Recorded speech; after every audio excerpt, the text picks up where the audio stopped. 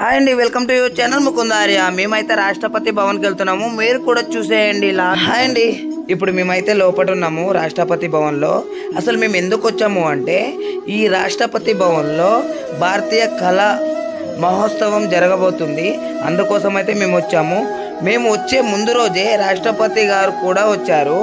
చాలా అంటే చాలా క్రౌడ్ అయితే ఉంది. ఇప్పుడు మనం చూసేది నాలెడ్జ్ గ్యాలరీలోని దృశ్యాలు.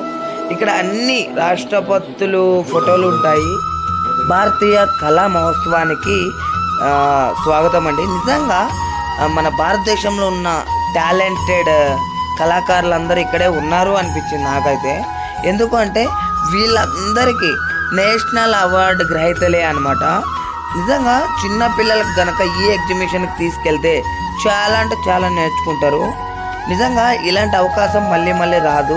ఏ 6 నెలలకో సంవత్సరంకో జరిగే ఇలాంటి ఎగ్జిబిషన్స్కి పిల్లలందరూ మన రాష్ట్రపతి భవనానికి విచ్చేసిన విఐపీలందరికీ వసతి గృహం అయితే ఉందండి. ఇది చాలా అంటే చాలా బాగుంది, క్లాసిక్గా మస్తుంది. ఒకప్పుడు వాడుకలో ఉండి కిచెన్ టన్నెల్ నుండి మెయిన్ బిల్డింగ్కి ఉన్న ఈ టన్నెల్ శిథిలావస్థకు చేరుకోవడంతో రీసెంట్గా మన ప్రభుత్వము దీన్ని ఒక మంచి కళాఖండంగా అభివృద్ధి చేయాలని చెప్పేసి మన Telangana famous painting Cheriyal paintings అనేది దీంట్లో వేసి దీన్ని ఒక అద్భుతంగా తీర్చిదిద్దారు.